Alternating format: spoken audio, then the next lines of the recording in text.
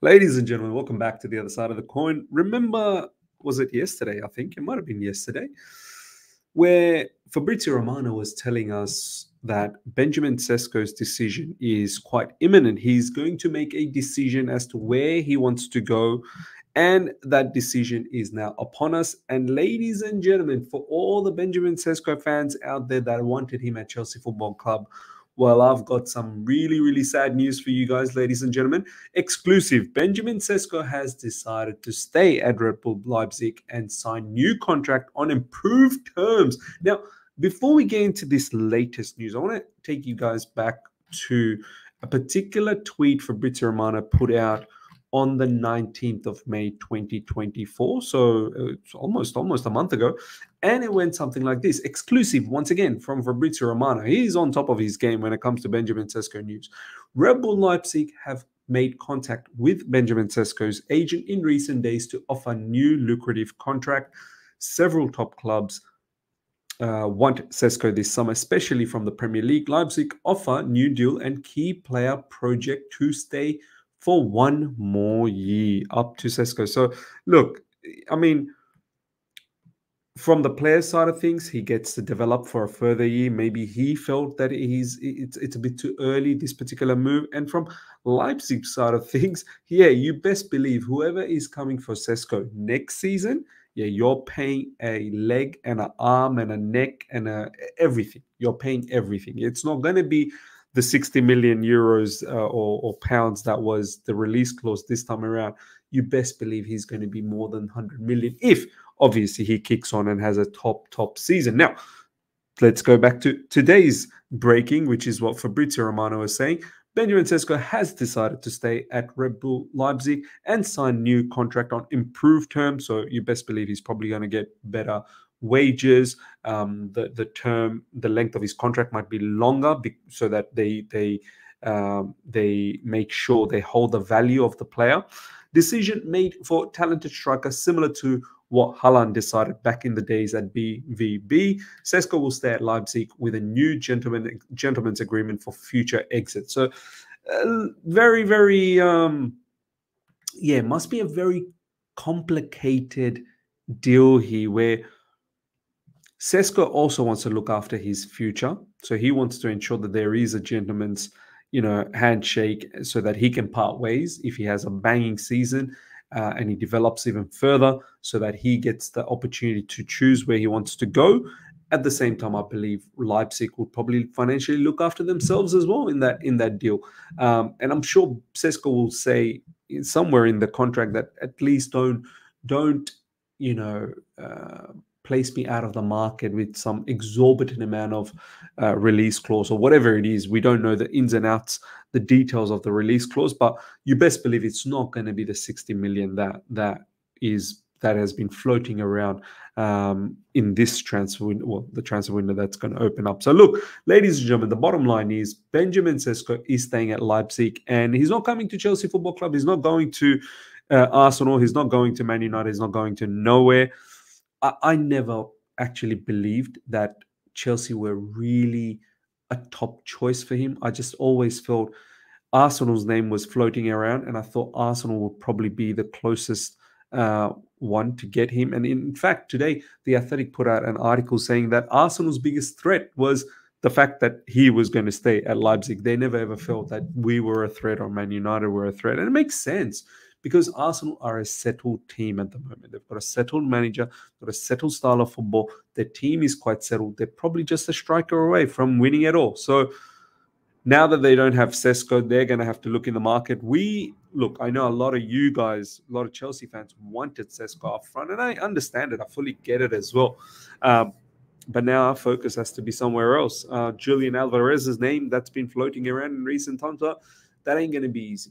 I'll tell you straight up, Julian Alvarez's deal is not going to be easy one bit, because Manchester City, they know what a top talent that they have with Alvarez, and they're going to try and squeeze out as much as money as possible, depending on whether Alvarez actually wants to leave or not, because that conversation still needs to happen. And at the end of the day, Julian Alvarez needs to put in a transfer request to trigger anything. So look, ladies and gentlemen, we can move on from the Benjamin Sesko situation. I don't even think we're going to revisit this player again unless the release clause is somewhat reachable. If the release clause, if there is one, that is, I'm pretty sure there would be, because the player has put a gentleman's handshake clause in the contract apparently, so that he can get out of the new contract that he's agreeing on, that he's able to get out of it sometime at the end of next season, if he obviously does well. So look,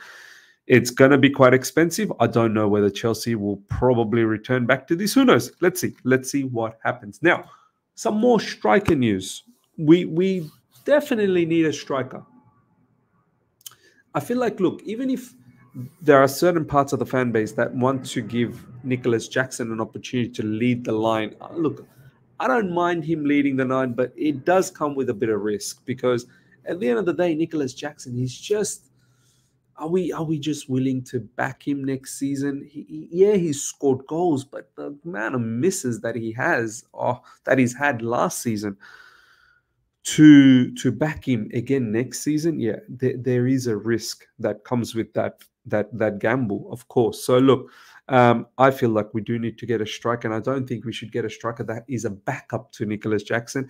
I think this is why people are looking at Julian Alvarez, and people were looking at Sesko as well. So look, even on top of all of that, Chelsea feel David Datro Fofana can attract offers. He could be on his way out. So for all those people that were probably thinking, what about David Datro Fofana? Well, we're looking to put him in the market as well. And on top of that, Armando Broja is on the market. So you best believe a striker has to come in. A striker has to come in. And I keep saying the name, John Duran. John Duran from Aston Villa, I think could be a big shout. And you know what? I'm not even sure whether I feel too indifferent about it, because I feel like our scouts, they've done some madness in the last 12 months or so. They've brought in some really, really good players. And John Duran could be one of those ones where, he would be a healthy competition for Nicholas Jackson, and they could fight it out to see who starts. But as I said, there is an element of risk in both Nicholas Jackson and John Duran, because they're both unproven. They're both an unknown factor. Can they develop into the strikers that we think or believe that they can be one day? I don't know.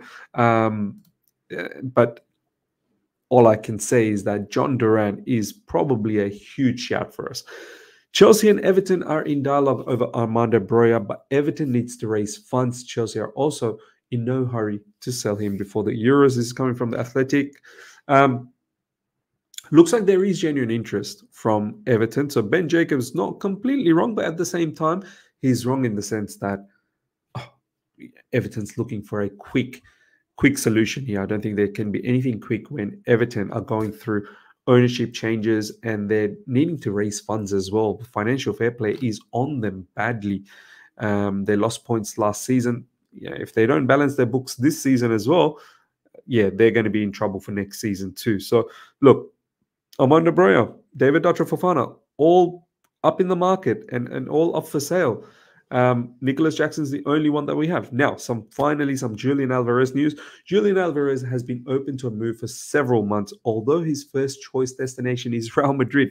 See, that in itself also makes me feel, do we really want Julian Alvarez to come in? It's just a stepping stone. Now, look, I'm pretty sure half of the players that we've got, they're all looking at Chelsea as stepping stone. But I do want to think that with the project that we're doing, the new manager, the plethora of talented players, that we are setting ourselves up to be the next big thing. But results matter. That's the only way the world revolves. And I can't blame for a player like Julian Alvarez wanting to play for Real Madrid one day. But if his vision is to join them first, how keen is he to join Chelsea Football Club? It's not going to happen this summer, at least. Well, of course, at the moment, Real Madrid's completely stacked, but you just never know with Real Madrid. Like, if they feel that this player wants to play for them and he's a talented player, and they feel that they want to keep growing these young talent and create the next Galacticos, you never know, man. You never know. Florentino Perez over there, he does a bit of madness. He's thought to want more first-team football. And that is an obvious situation. Whether he's going to get that at Man City, who knows? Pep Guardiola could turn out to have a two-striker, pair up front. And then all of a sudden, Julian Alvarez gets to play and gets all the minutes. We'll see what happens. Look, I would love, my preference would be Julian Alvarez now. So many strikers gone. We're not going for Osimhen, too old apparently. We're not going for Gyökeres, too old apparently. Grandpa levels. All of these strikers, Osimhen and Gyökeres, they're just set to be grandpas. Sesko is staying at Leipzig, so the striker market is thinning. And as I said, my preference, as soon as this news dropped in regards to Julian Alvarez about a week ago, my eyes were set on Julian Alvarez. Whether this happens or not, we shall see. It is going to be quite tough. Ladies and gentlemen, let me know your thoughts about the striker situation. Sesko staying at Leipzig. I'm pretty sure some of you guys are quite hurt about it. Let me know in the comment section. Smash the like button. If you're here for the first time, subscribe, hit the bell notification to stay in touch with all my content. Until next time, see ya. Bye.